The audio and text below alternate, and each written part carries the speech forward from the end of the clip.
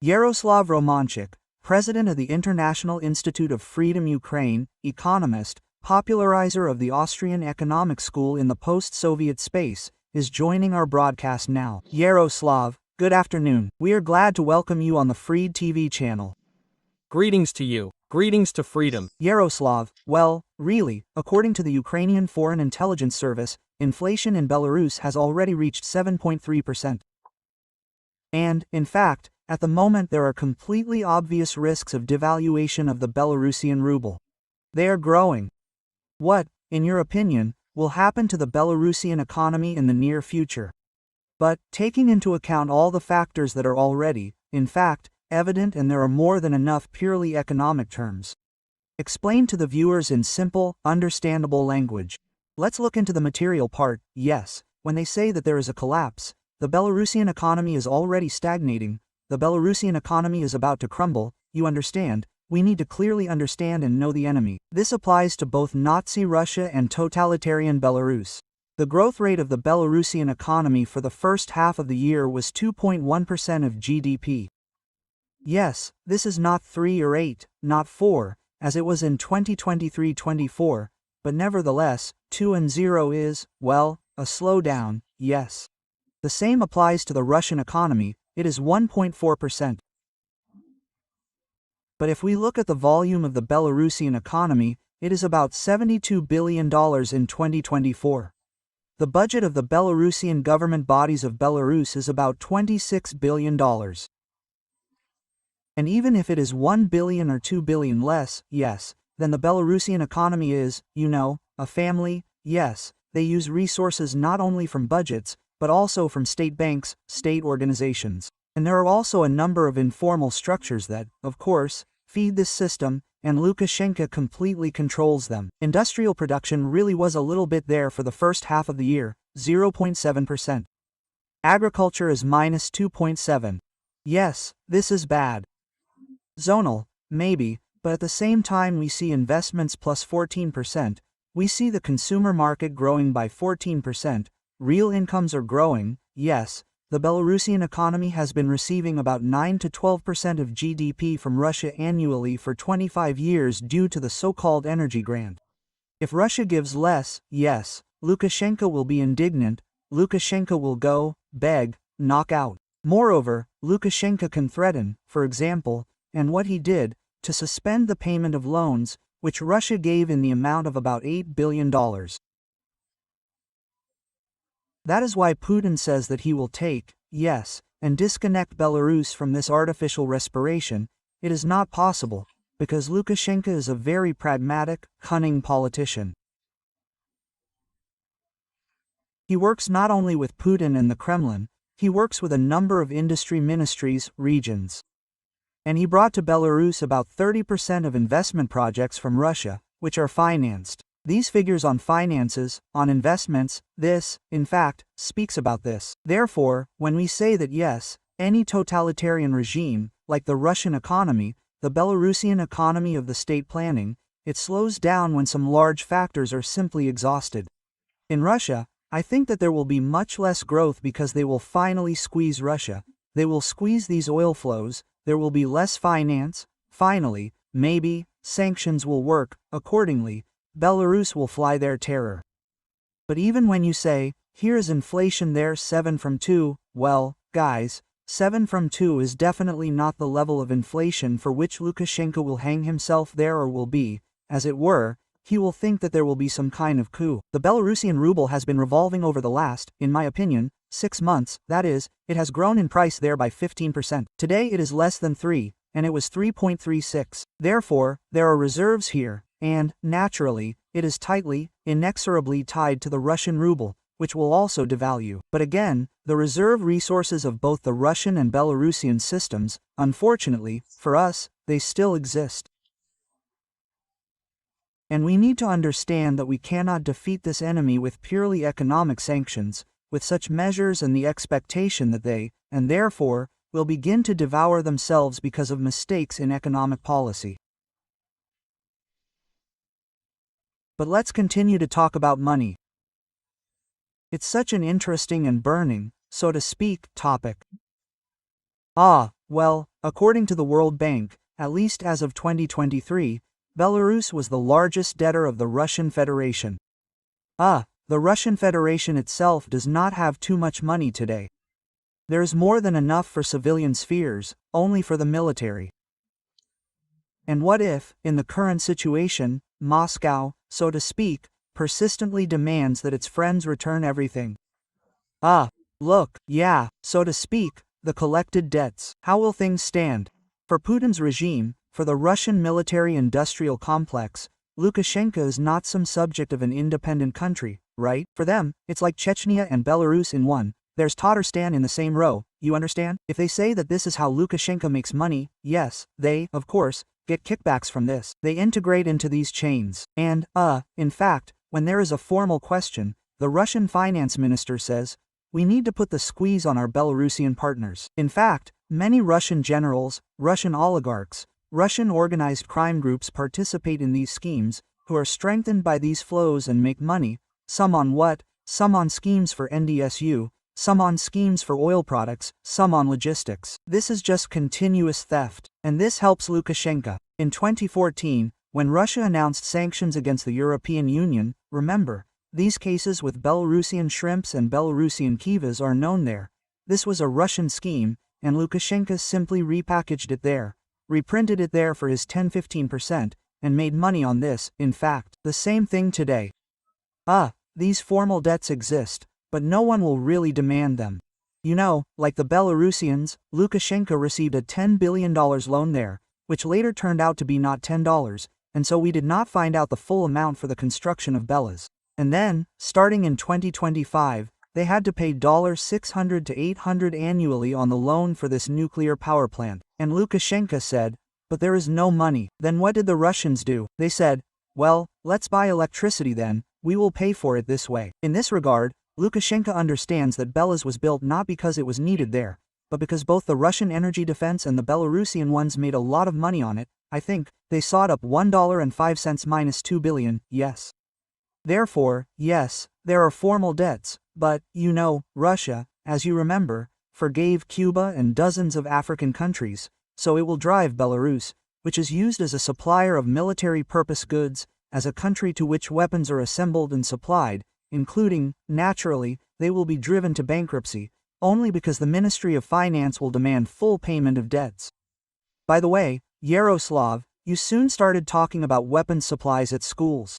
It is known that a lot of weapons are supplied there.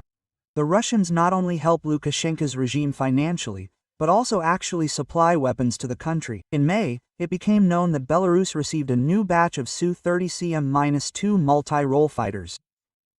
Do you think that, given these joint exercises that are scheduled to take place in the fall in the West, will the arms supplies continue? And, in fact, the interaction of states will only become more and more intertwined. The Belarusian army is a cardboard army. Compared to the Ukrainian one, it simply does not exist. And Lukashenko, you know, not because he loves Ukraine or has any particular games going on here. He understands that if the Belarusian army dares to stick its nose into Ukraine, it will simply cease to exist. It will be turned into black soil. It will be turned into cannon fodder. Therefore, he understands that this should not be done, because then this army could simply turn around and seize his palace. It simply would not exist. Yes, that's it. As for the planes, as I understand it, you know, this is more of a ceremonial option. Well, we also have one plane. Lukashenko said, we are a space power, and we launched a space satellite, and we even sent some simple cosmonaut, some journalist, into space for a couple of days, and Belarus has already become a space power. It's just funny, yes. This is Lukashenko playing this sham, yes. Back in the Soviet era, when everything was, you know, Potemkin villages, Lukashenko's Potemkin army, it seems to exist, and it seems to be conducting some training there, but, you know, when you remember the story with Prigozhin, when Prigozhin said, we will go to Belarus and bring the Belarusian army to some kind of combat readiness, realizing that the Belarusian army does not have this combat readiness. Well, Prigozhin was knocked off, killed, which means that his entire bandit group is definitely not in Belarus either. Maybe someone is an ass here, but, naturally, the Belarusian army is not ready for a serious confrontation with a serious enemy. Yes, it can provide logistical support, it can provide material support, it can supply some kind of goods, it can assemble some drones, help there. Because many, for example, Belarusian enterprises, they are so cunning, that is, they import some spare parts, they seem to make Chinese cars, but who does what in reality? No one actually knows. There's a Chinese, Belarusian industrial park Bolshoi Cayman, where large logistics are also stored. All these flows are hidden under a blanket, because Lukashenko classified 70% of foreign trade there back in 21 so that it would be impossible to track. Yes, we have an air defense system, we have MZKT. Many Belarusian, that is, military-industrial complex enterprises traditionally work only for Russia, and they continue to work.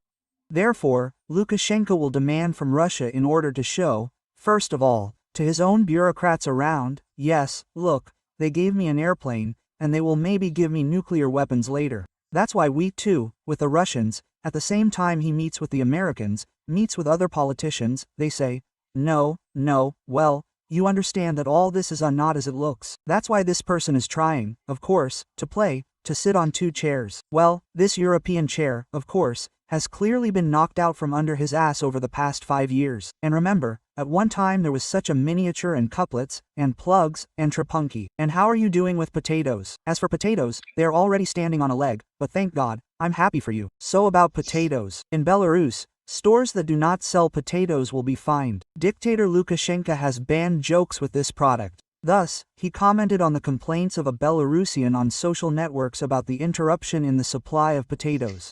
And Lukashenko signed a law some time ago, according to which fines are provided. And besides potatoes, there should be cabbage, carrots, beets, onions and apples in the off-season stores. Actually, it was with these vegetables and fruits that Belarus had problems this year, actually.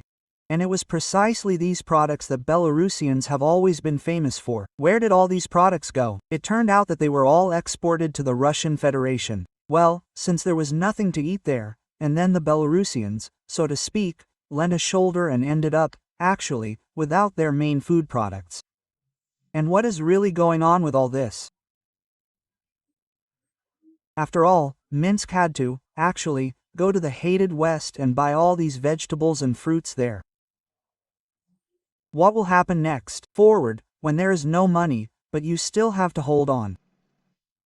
Well, in fact, let the State Planning Committee in a potato country manage potatoes and prices, and planting areas, and equipment, and sales, and everything, and the potatoes will disappear, right?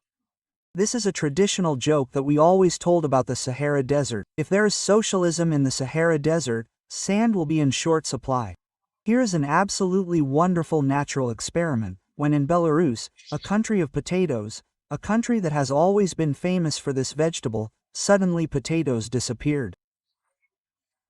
The whole thing is that Lukashenko, in his, cavalry attack on prices, forbade prices to grow. Prices are standing still, yes, like in that joke about the ensign.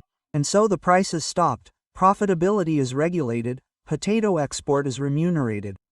So, in this situation, naturally, when suddenly the prices for potatoes in Russia were 2 or 3 times higher, naturally, all the agricultural organizations, the red directors and landowners understood that okay, we will repent to Lukashenko there, we will pay some fines there, but it is possible to earn money there, you understand? And all this potatoes, not because there is no money there in Belarus, yes, or there is starvation there in Russia, yes, but simply because when the difference in price is 300 to 400%, then these Soviet, Lukashenko's other bosses, they will resort to any schemes, just to earn money for their own pockets. We had another such interesting topic, also peculiar, when suddenly cattle, calves, cows, bulls began to die at a record pace. What happened? The same thing was written on paper, that these poor animals were dying. In reality they were simply handing over live meat for cash and selling it in Russia, because the prices there were 3 or 4 times higher.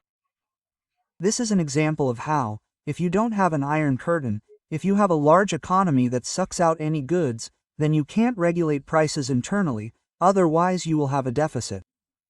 And now, when he says with one hand, I demand that the stores have it, I demand it at such prices. There was a time when a border farm, especially with Poland, and Lithuania, yes, they, whoever they were, imported potatoes from Poland and Lithuania in different ways, according to different schemes, because it was twice as cheap. That is, you could quite easily import from there, say that it was Belarusian, and sell it and still make a profit. The same thing happened with meat, the same thing with milk. So the scheme works in this direction too. Since the Belarusian state plan is regulated, it is ineffective, it is costly, and it cannot produce the same quality products as a market economy does. That is where such perturbations come from.